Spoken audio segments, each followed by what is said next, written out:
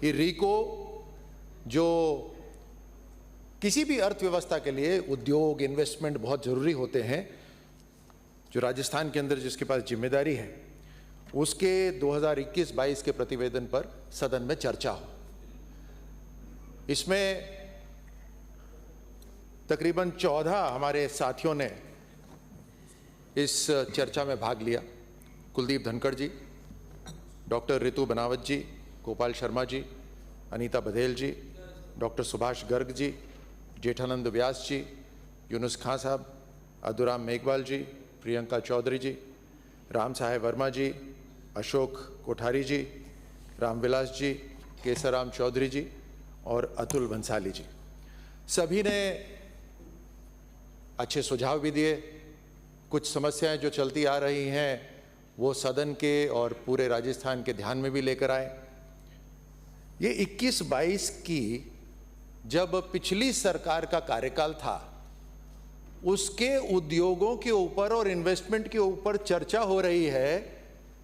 आप विडंबना देखिए, आज विपक्ष गायब है। यही तो मौका था सभापति जी, यही तो मौका था राजस्थान के सामने, सदन के सामने या सत्ता पार्टी के सामने। जितना शानदार अगर काम करा था तो टिकते हैं यहां पर और अपने काम को डिफेंड करते हैं। ये मदन दिलावर जी, तो मदन तो था बहाना, सदन से था भागना। मैं उस चर्चा में ही नहीं जाता। मदन तो था बहाना, सदन से था भागना। मैं उस चर्चा पे नहीं जाता किस कारण से वो गए, क्योंकि वो एक पूरी अलग चर्चा है। उद्योग और इन्वेस्टमेंट जिस क्षेत्र में आते हैं, जिस प्रदेश में आते हैं, जिस देश में आते हैं, वहां अर्थव्यवस्था सुधरती है, एम्प्लॉयमेंट जनरेशन होता है, एंसिलरी यूनिट्स आ जाती हैं, बहुत सारे व्यवसाय उसके साथ खड़े हो जाते हैं। आपने देखा देश के अंदर पिछले 10 साल के अंदर कितना परिवर्तन आया, केवल इसी कारण से कि देश के अंदर जो अर्थव्यवस्था को मजबूत करने के लिए उद्योगों के लिए रास्ते खोले गए, इन्वेस्टमेंट के लिए रास्ते खोले गए। आज दुनिया अगर कहीं इन्वेस्टमेंट करना चाहती है तो भारत के अंदर करना चाहती है। इतना महत्व है इंडस्ट्रीज का, इन्वेस्टमेंट्स का। और राजस्थान के अंदर इस इन्वेस्टमेंट और इंडस्ट्री की जो सबसे बड़ी जिम्मेदारी है वो रिको के पास है। मैं आज के दिन राजस्थान के जितने भी व्यवसायी हैं, सदन की तरफ से उनको धन्यवाद देता हूं, बधाई देता हूं कि जब प्रधानमंत्री मोदी जी ये कहते हैं कि देश आज दुनिया में 5वीं सबसे बड़ी अर्थव्यवस्था है, तो कहीं ना कहीं राजस्थान के व्यवसायी का भी हाथ है इसके अंदर। मैं उनको बधाई देता हूं। हमें निश्चित रूप से उन्हें और अवसर देने हैं और बढ़ाना है। हमें राजस्थान को टूरिज्म के साथ साथ, योद्धाओं के राज्य के साथ साथ इंडस्ट्रियल राज्य भी बनाना है, और यही हमारी सरकार और मुख्यमंत्री जी का लक्ष्य है। अब इस बात को भी मैं कहना चाहता हूं, और यह बहुत जरूरी बात है,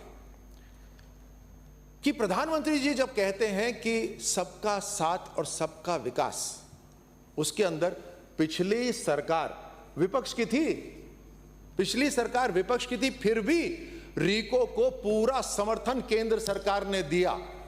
यह एक उदाहरण है, एक शानदार उदाहरण है कि विपक्ष की सरकारें होने के बावजूद भी इंडस्ट्रियल डेवलपमेंट हो, इन्वेस्टमेंट आए, उसमें कोई रुकावट नहीं करी। सबका साथ हो, सबका विकास हो, इसीलिए रिको कुछ काम कर पाया। लेकिन अंतर देखिए, जो पिछली सरकार के मुख्यमंत्री थे, तो मुख्यमंत्री तो पूरे प्रदेश के होते हैं, उन्होंने पता नहीं कहां अपने आप को शायद एक विधानसभा के मुख्यमंत्री मान लिया। एक उदाहरण देता हूं, जो यहां हमारे जो सदस्य थे उनमें से एक ने कहा भी था, प्रधानमंत्री मोदी जी की योजना थी कि भीलवाड़ा के अंदर जहां कपड़ा तैयार होता है वहां पर एक टेक्सटाइल पार्क आए। लेकिन राजस्थान के मुख्यमंत्री ने कहा कि नहीं, भीलवाड़ा में नहीं, जोधपुर में लाए। चलो कोई नहीं, जोधपुर में ही ले आते हैं। लेकिन जोधपुर में जब कपड़ा बनता ही नहीं है तो टेक्निकली फेल हो गया वो, तो राजस्थान के अंदर ना भीलवाड़ा में आया ना जोधपुर में आया। बताइए मुझे नुकसान किसका हुआ? अब पिछली सरकार के अंदर जो अर्थव्यवस्था इतनी बिगड़ी हुई थी, तो वो तो उसी को देखते थे कहां से पैसा लाया जाए, क्योंकि उनको उस पैसे का इस्तेमाल करना है। अब प्रधानमंत्री मोदी जी जिस रीको को मदद कर रहे थे तो वो प्रोडक्शन भी कर रहा था, वहां मुनाफा भी हो रहा था, तो रीको के पास पैसा भी था।